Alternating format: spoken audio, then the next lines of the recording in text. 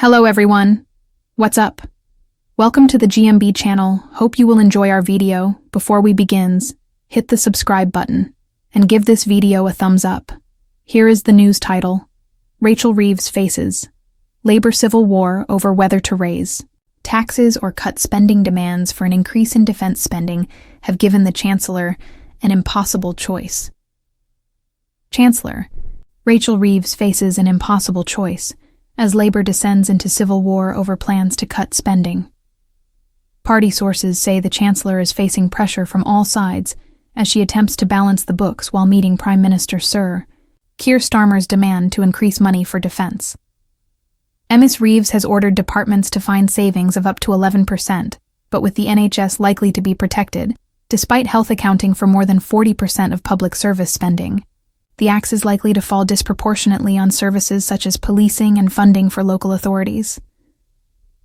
Some ministers are said to be at the same time. Ms. Reeves is under pressure not only to speed up plans to increase defense spending to 2.5% of GDP, at a cost of close to $5 billion, but to go further in the wake of the threat from Russia and concerns that U.S. under President Donald Trump is no longer committed to the defense of Europe. A labor source said, "That's a monstrous amount of cuts she would have to look for. It's a real issue. But tax rises are also difficult," said a source. "If we are talking about more taxes, who are we going to tax now? You can't just keep asking the same people for more money." Labor's manifesto included a pledge not to raise taxes on working people, and the chancellor promised in November she was not coming back with more borrowing or more taxes, in addition to tax increases in last year's budget, such as a hike in employer national insurance. At the same time, Sir Keir has said there will be no return to austerity, in a reference to the spending cuts imposed by Conservative-led government after 2010. Day-to-day spending on public services is $453.4 billion annually, including $190.1 billion for health and $88.8 billion on education. If schools and hospitals are protected from cuts, then other services will have to take the burden. Defense spending is set to amount to $56.9 billion in 2024 to 25. Labor MPs calling for a significant increase include Laura Kirk-Smith and Melanie Ward, who pointed out that Poland is set to spend 4.7% of GDP on defense. In a joint article for House magazine, they said, "Planning to reach 2.5% of GDP spending on defense at a distant future moment is no longer sufficient. We must move fast and be far more ambitious, as Finland, Sweden, and others already are. The odds.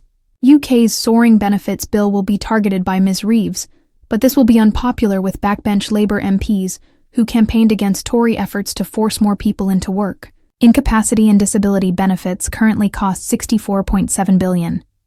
But watchdog the Office for Budget Responsibility has warned this is set to rise to $100.7 billion by 2030. Work and pensions. Secretary Liz Kendall is also reported to be calling for benefit savings to stay in her department to be spent on schemes increasing the employment. Keir Starmer needs Boris Johnson and Nigel Farage to make one thing clear to Donald Trump. Boris Johnson and Nigel Farage could play a crucial role in convincing Donald Trump of one simple fact. Sir Keir Starmer needs the unique talents of Boris Johnson and Nigel Farage as he battles to stop Donald Trump abandoning Volodymyr Zelensky. A Heineken strategy is required to reach the parts of the new American MAGA establishment which will never listen to him, but have huge respect for Mr. Johnson and Mr. Farage. Sir Keir and French President Emmanuel Macron will meet with Mr. Trump next week. They will doubtless try to persuade Mr. Trump that Mr. Zelensky is not a dictator, and warn that chaos and bloodshed on an epic scale await if Vladimir Putin declares victory in Ukraine and sets his gaze on other states that have rejected Russian dominance.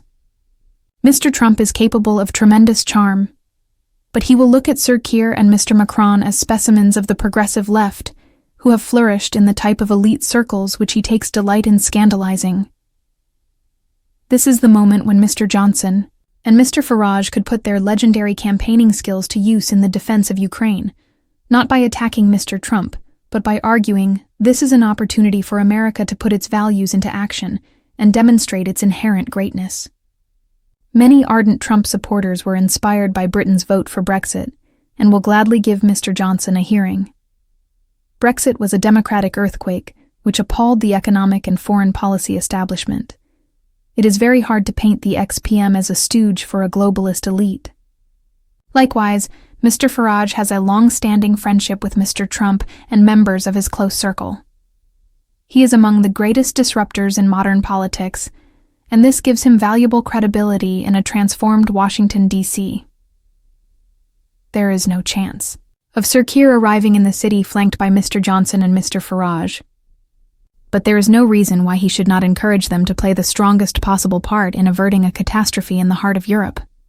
Heck, if Liz Truss, who has forged deep connections on the American right, wants to push for a settlement in Ukraine that is not a de facto surrender to Russia, then she should put her shoulder to the wheel. If Sir Ed Davey thinks it would help to jet ski down the Potomac, why not? This is a grand test for Britain's supposed special relationship with the United States. Can Britain persuade Mr. Trump and his team that it is not in U.S. self-interest to let Russia win a war of conquest? Mr. Johnson and Mr. Farage understand the American position. The U.S. is fed up with bankrolling the security of Europe. There is anger that European states have been able to build generous welfare states, which many Americans would envy, while the U.S. picks up the tab for their defense. There is also strong concern that funneling arms and cash to Ukraine has distracted the U.S. from countering a newly mighty China. Many people around the president are much more worried about Xi Jinping's ambitions than Putin's. For 2 centuries, the U.S. has positively discouraged European powers from getting involved in Latin American affairs. Many Americans will wonder why Europeans demand the U.S. plays the role of policeman on their continent. Decades have passed since WW2 and the Korean War, but tens of thousands of American troops are still stationed in Germany and South Korea. Trump and his advisors will want to avoid a similar multi-generation commitment in Ukraine. And crucially, families in the Rust Belt regions where Trump triumphed in November's election have direct experience of the loss of life, which can result when the U.S. tries to transform faraway nations. Memories of Vietnam still reverberate strongly, and the experiences in Afghanistan and Iraq have given Mr. Trump's wing of the Republican Party a sharp aversion to attempts at nation-building. To these points, Mr. Johnson and Mr. Farage can say, fair enough.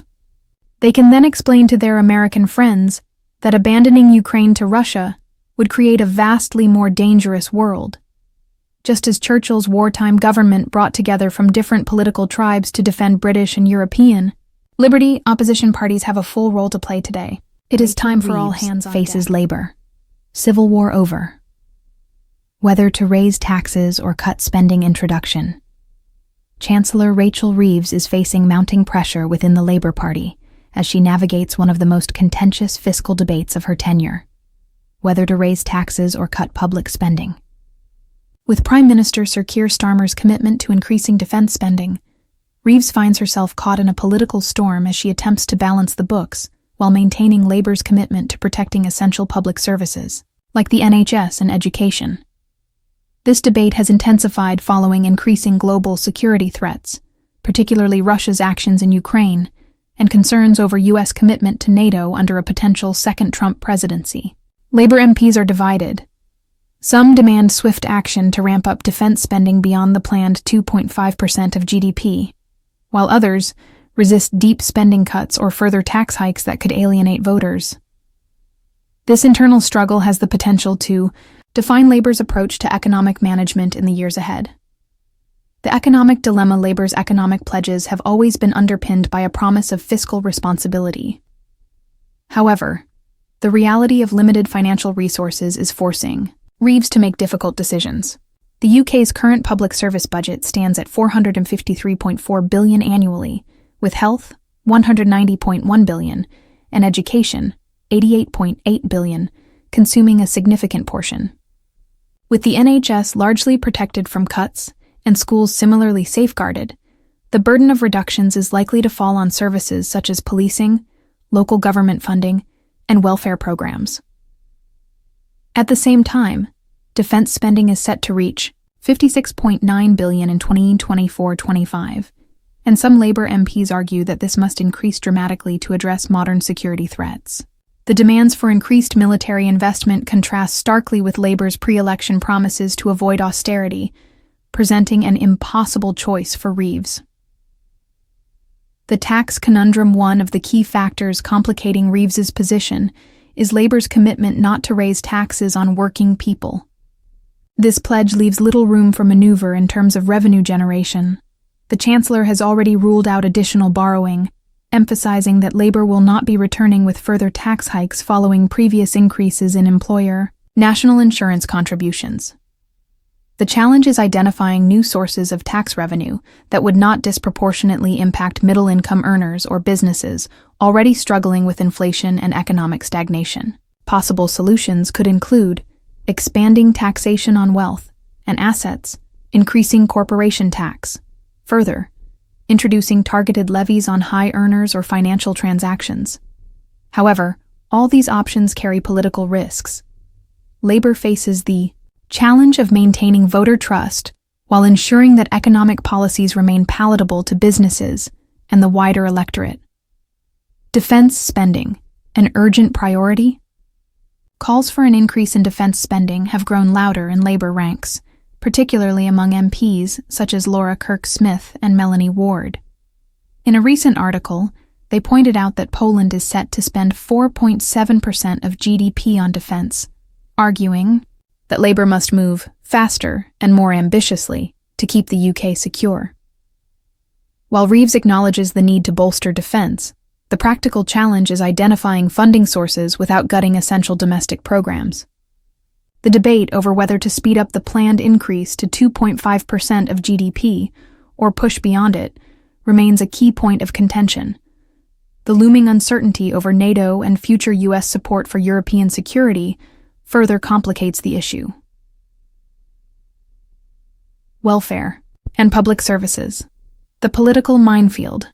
Another area likely to face scrutiny is the UK's benefit system, which currently costs $64.7 billion and is projected to rise to $100.7 billion by 2030. Reeves is reportedly considering reforms to incapacity and disability benefits, which could help curb spending but may provoke strong opposition from Labor's left-wing and backbench MPs who previously opposed conservative welfare cuts. Work and pensions.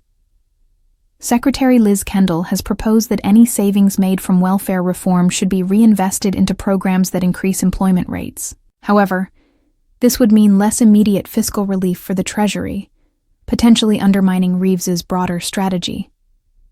Labor's internal struggle. The divide within the Labor Party reflects a broader ideological battle over how to govern responsibly while maintaining social commitments. Some factions within the party insist that increased taxation on wealthier individuals and corporations is the only fair path forward. So what do you guys think about this update? Let me know in the comment below. If you like my video, please press like button and subscribe for more. Hope I'll see you in next video.